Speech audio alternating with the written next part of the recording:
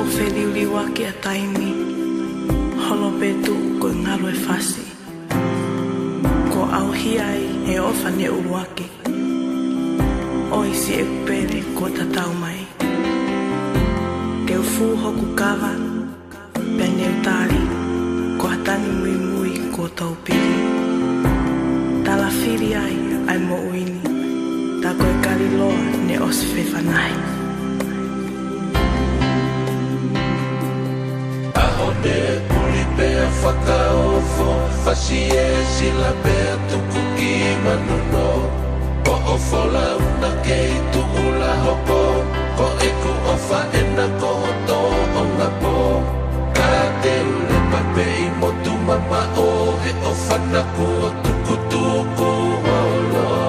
Toka mo e ka whasi e ku moto, alua whai aki a o ngoho.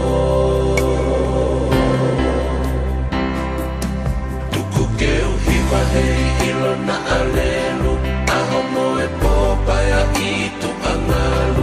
Kai fefe o kulanga pea uhu, kau i kalilo e hoku o whahatu. Ne o mo e kau pea ho, foa kau tuhu ke he kiusi o atu. Tangane ho o hau mali ho o alu, o laua kau te kina i e au.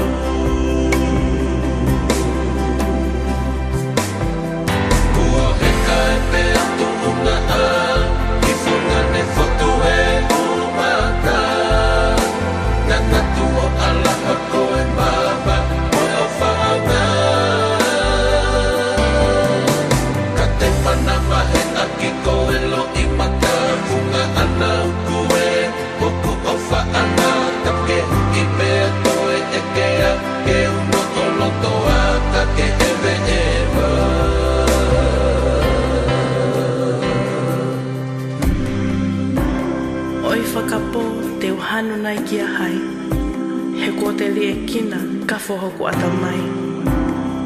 Ipune mahua e tānaki nai e hai, silo i matani ko hapupunga vai. Inu hono kona, o kuma pea silai, ka kua upehe ke hua aki. Ke taulo fuu e ke les fungani, tu ameri anga ia e kua manaki. Siua koe hoku o whaanga, tuki e lotoni o o toonga. Si o fofonga whakangalonga ka a, ka fo eku o whamuna kotoa. Tongi a e wha oku ke alaha, pulonga e sinoni i kai mouna. Amanaki ki e langi tu o ua, koia me ai vai whakanonga.